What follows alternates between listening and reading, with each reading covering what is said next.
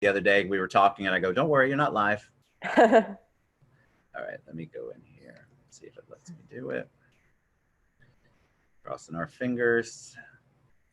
And then if you can on your phone have my personal page up and make sure it's muted. And then when I go live, if you can share it to your page, the live, that would be great. All right. Your personal page? Yep, it's on my personal page. Once we go live, it'll take a second to come up. But once you see it, just make sure your volume's all the way down. Just click the share button and share it to your page. And then everybody on your page will be able to watch it live along with everybody on my page. Cool. Do you want me to do it to the restaurant or to my personal? Whatever you think is going to have the best impact for you. Is there a way I can do it to more than one? Not on your phone that I'm aware of, but you might be able to. So okay, I'll see what I can come up with.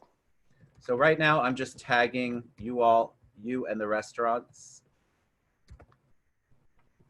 If I can spell.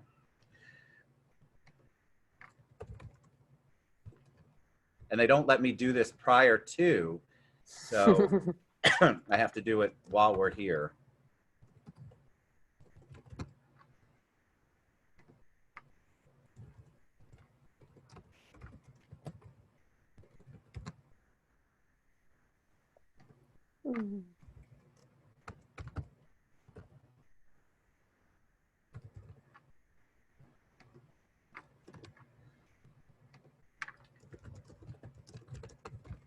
Yeah, all of that is just a retype of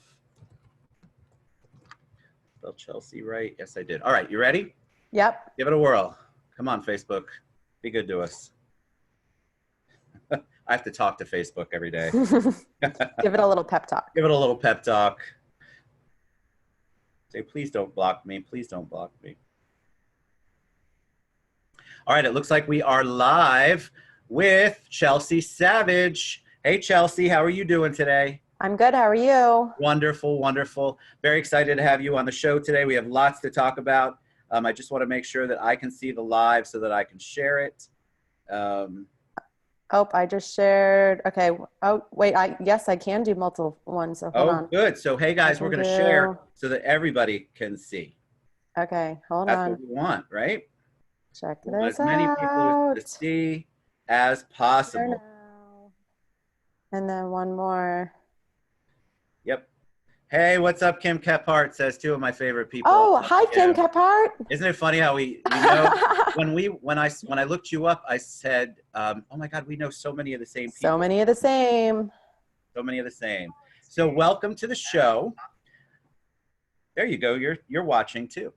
Wait, I clicked the wrong button. Wait, let me see. Did this? Go ahead. This is good because. Okay, I got it. I did it. All right. My first Facebook Live. I figured it out. Woo, you did well.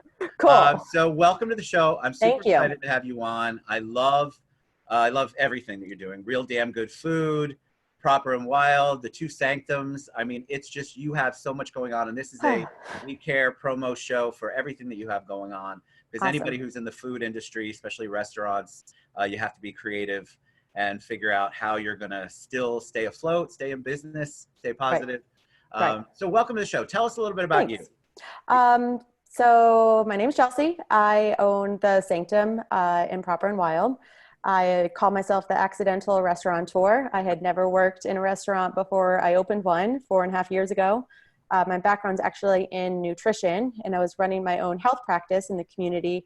And the feedback I just kept getting from people was, your food's so good, will you just open up a restaurant so I can eat your food every day? So we opened up. It was so easy to do, right? So easy, so easy. I thought I was just going to run this little cafe. I've got, I thought I'd have about 10 people, a couple people would come in.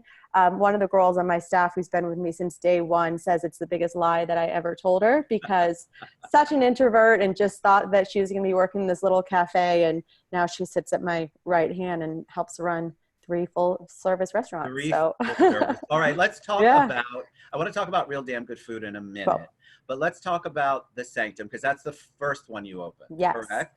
Mm-hmm. So what was the impetus behind that? How did that start? I mean, I know how it started, but what did you want to make that restaurant? How did that become the Sanctum? Tell people what the Sanctum even means? What's the reference? Well, the intention of opening up the restaurant is, our why is to elevate the health of the community. And I can preach to somebody or lecture to somebody until I'm blue in the face about why certain ingredients are good for them. But I find it's really easy to convince people to eat healthy if it just tastes really good. Yeah. So the intention was to take the best ingredients that we can find, put them together in a way that is delicious. And then when people eat it, they're like, wow, not only is this good, but I feel really good. What was that? Talk to me. Tell me more about that. So it's, elevating the health of our community just through practical ways. Is the Sanctum vegan, vegetarian? It's mostly plant-based. So plants I like the word plant-centric. Plants are literally at the heart of every single thing we do. We're a completely from scratch restaurant. So we put plants at the center of every dressing, every cookie, every bowl. We put as much nutrient-packed ingredients in it as we can. So everything is prepared the way that it is vegan, but I have a local Lake Meadow eggs add-on to some of our breakfast items. And I've got some local organic dairy that is used as a coffee option as well. What was the process of picking the menu items? Because I can tell you, I have a friend, Larry Rumbaugh, who sometimes watches, sometimes doesn't. We went to college together, and he's Veg Fest and all of that good stuff. Yeah. And when in college, many moons ago, I couldn't stand the smell of the stuff that he would make. Like, nothing seemed appealing back in the day. They didn't have all of the recipes weren't as great, maybe, or the creativity doesn't seem like it was there. So what was it like trying to create menu items? It's not really, first and foremost, ahead of all of this, I'm Italian and I'm a foodie. Hold on, I've got some crazy boxers that need to go outside. Go outside. Don't terrorize the neighborhood too bad. First and foremost, I'm a foodie. I'm Italian. I like good food. So there's no compromises that are made anywhere. And I also believe that in order to make food that tastes good, you've got to use good ingredients. So there's really no hocus pocus stuff that we're doing there. It's just real food. We use tons of fresh herbs, tons of fresh spices. I'll never forget the one guest that says, gosh, your food just tastes so fresh. Like, how do you make it taste so fresh? I'm like, I use really fresh ingredients. But there's really no hocus pocus to what we're doing. There's so many things that are naturally plant-based that people don't think of. Olive oil, coconut oil, fruits and vegetables. It's the heart of every single thing that we do. Tons of grains, legumes. Like, it's nothing processed. It's nothing weird. It's not trying to be anything that it's not. It's just vegetables put together in a really as an way. Italian, I'm fascinated by the fact that you're Italian and you make food like this, because of course all I want during this time is pasta. I want lots of pasta and more pasta and bread. Yeah. Which I'm no stranger to pasta. Don't worry about that. In fact, actually, the pastas on my site are the ones that keep selling out the quickest. So, what do you make what makes that? Is that completely plant-based as well? Like everything that goes in there? Pasta's just, I've seen some of the flour, water, salt. Like, that's what makes pasta. We do have a big clientele that is gluten-free, but there's so many different things we can do with, brown rice flour, corn flour, quinoa flour. there's so many gluten-free grains that we can work with. But it's so funny, actually, when I spent time in Italy, when I go at a restaurant and say, I was like, I'm vegetarian. They're like, great, you can eat this, just don't eat those two things. Olive oil, is in many cultures is what they cook with more so than butter. I don't need to use cream. I make a cashew cream to cream things up. But it's really, when you're eating vegetables, it's pretty easy to do. Well, see, here's the other thing what I love about your restaurants, and I want to talk about the progression from 1 to 3, is that most people listen to what you're saying and go, that sounds amazing. How in the world am I going to figure out all these ingredients and cook at home? My comment to them is, well, you have 3 other choices out there. And I know there's more, but we're talking about you today. Yeah. You have other choices out there. Why not try it? Why not ask Chelsie how this is made, what goes into it? What did you do? Because you're obviously an open book, which is why you're very loved in our community. So talk about how you go from 1, the Sanctum, and then you have now 3. Well, I think everything goes back to that original mission to elevate the health of our Orlando community. And, obviously with a restaurant, I could touch more lives than when it was just me.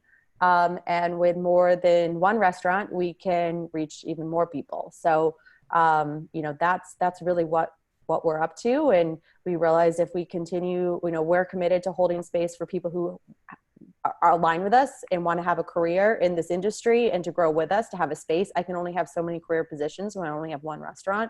Right. And if I want to touch people in different communities aside from Orlando, like we have to grow. So that's where Proper and Wild and so Proper and Wild. Oh, back to the Sanctum. What is the Sanctum? Tell me the name. Where did the name come from? The Sanctum, it's a sanctuary. And what always comes up for me is I can't think of anything more sacred or intimate than preparing healthy food for people that you love. So it's your place that you go that is nourishment. It's your sanctuary. Love it. And how about Proper and Wild? So Proper and Wild is our evolved concept. So our setup at the Sanctum is, it's the heart, it's what I want to eat. It's what I want to eat, pretty much every single day of the week.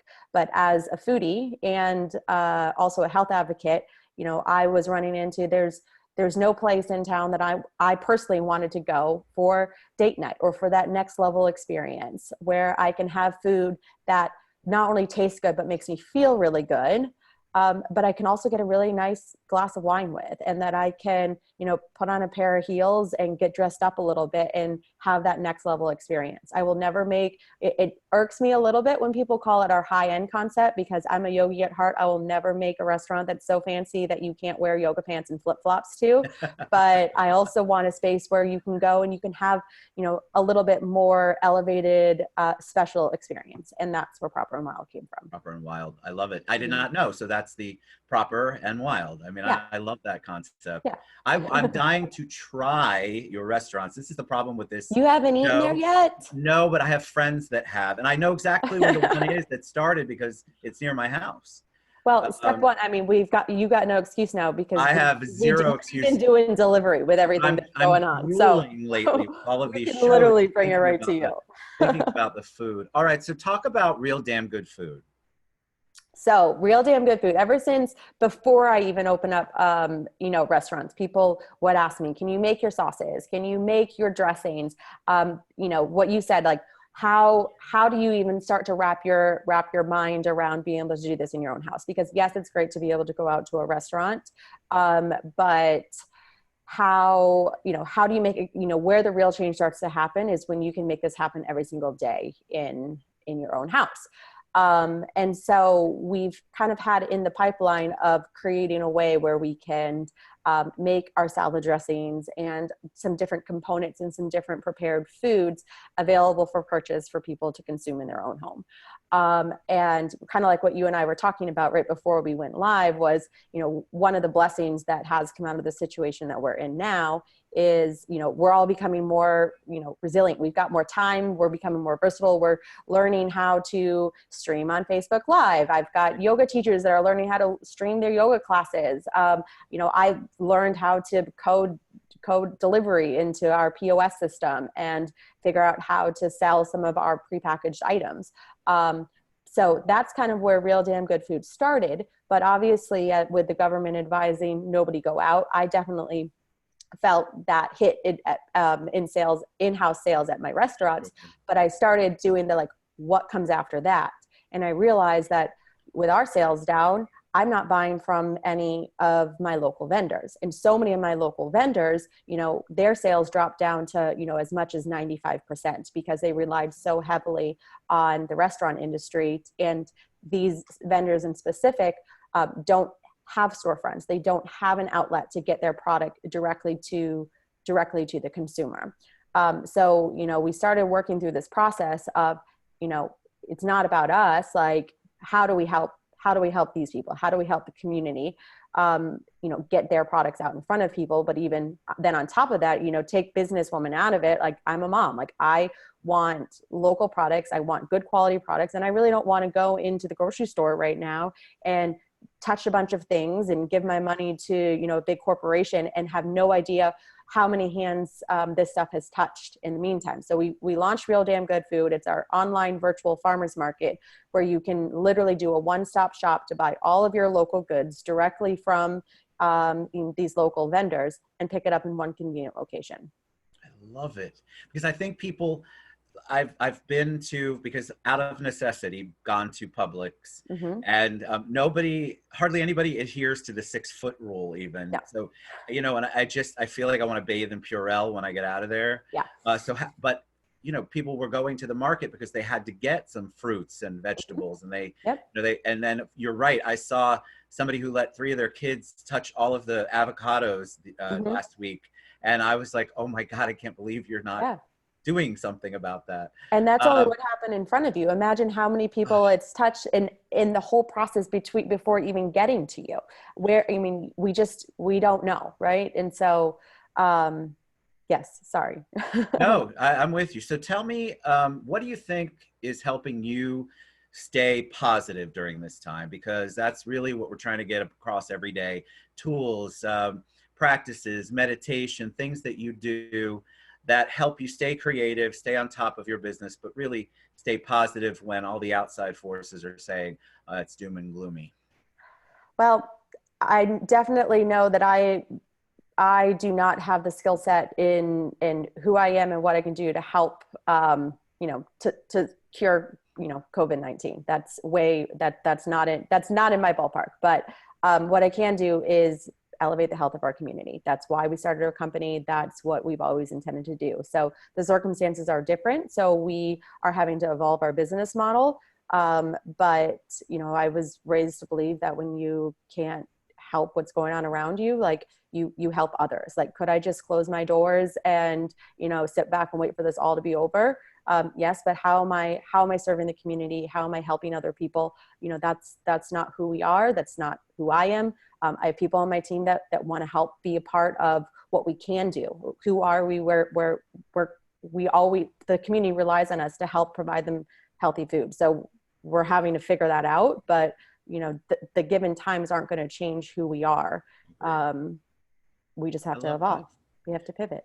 Yeah, I think you love to give back. Obviously, you love to give the community, and so I think that can be a driving force of staying positive. I get messages every day. I can't believe you're doing that many shows. Well, that's my give back. My give back is I can do a quick show, a video, a promo, and we can highlight people like you and highlight their services, because it's very difficult to do all of that, stay afloat. And you can tap into my database. So that's my way of trying to figure out how to give back. That's a good way to stay positive.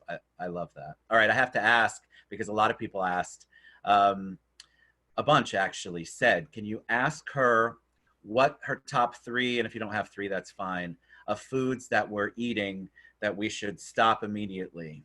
And you don't have to worry about COVID in this, but I think a lot of people, they think that they're eating bad, and maybe they are. But are there some foods based from your nutritionist background?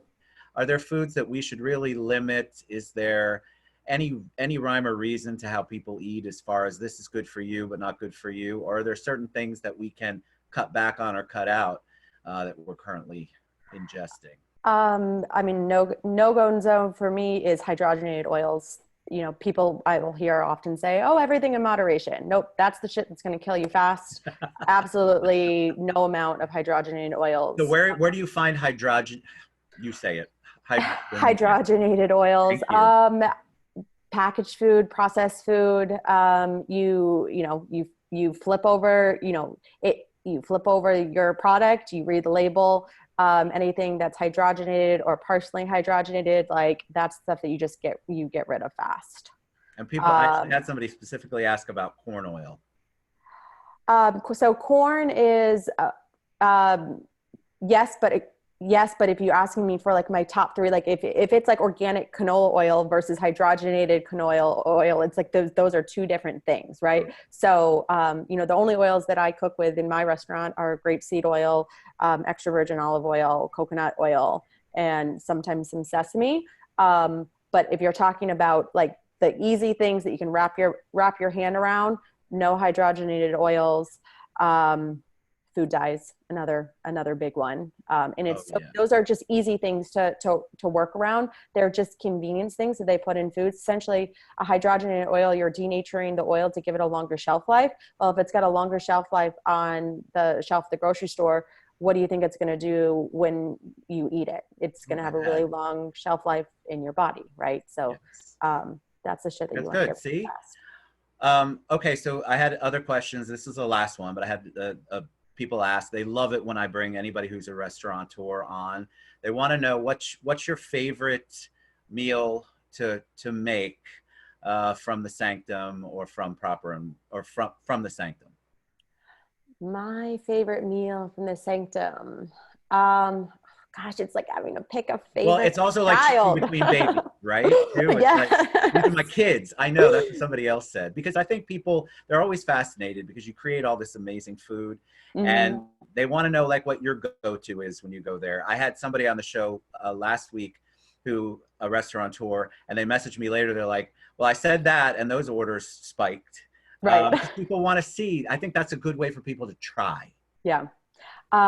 At the Sanctum, I love my Shiva salad. It will never go away. I love a big salad with everything in it. I do a curry peanut dressing with that. And it's literally a salad I used to make for Thanksgiving every year for my family. It's got roasted butternut squash. It's got apples. It's got raisins, candied walnuts, coconut, but it's just a big bowl of like everything I want to eat in a salad. So Shiva's probably my go-to. At Sanctum, it's definitely a crowd favorite. And then at Proper and Wild, gosh, there's so many things I love over there. The heart cakes are super fun, but I would say the thing I want to eat most of the time is our Stella flatbread. So we do all of our dough. We naturally ferment it. So it's got all those good cultures in it, but it's truffle oil, Brussels sprouts. We can do it either with Gouda or our vegan ricotta and lemon zest. And that's what I want to eat like every day. Every time one walks by, I'm like, I need one of those. I want one of those. Yeah. All right. So you have been a joy. So Chelsie Savage with Real Damn Good Food, Proper and Wild, and the Sanctum. Thank you so much for taking time. And if people want to reach out to you, can they do that through the pages, through your website? Yeah. Reach out to her and ask Chelsie questions. She's obviously super in her business. She knows what's going on, and don't be afraid to order from them, because I think it would be really cool if you've never tried it to try it. But I definitely am going to go visit you for sure. Yeah. And I will order food and report back to you. Cool. Yeah. The cutoff for Saturday pickup is actually at 12 o'clock. So we've got about 40 more minutes to get those orders in. All right. So where do they go to order? Either of them? Any of the websites will lead back to it, but it's realdamngoodfood.com to get all your virtual farm market orders in. Other than that, all restaurants are open, and they do takeout, they do delivery, curbside. Yeah. I love it. All right. Thank you so much for being on the show. Thank you. Enlightening us. Guys, go support local, support Proper and Wild and the Sanctum, and of course, Real Damn Good Food. Thank you so much for being on, Chelsie. We love you guys. We'll be back soon. Bye. Thanks so much. Thank you.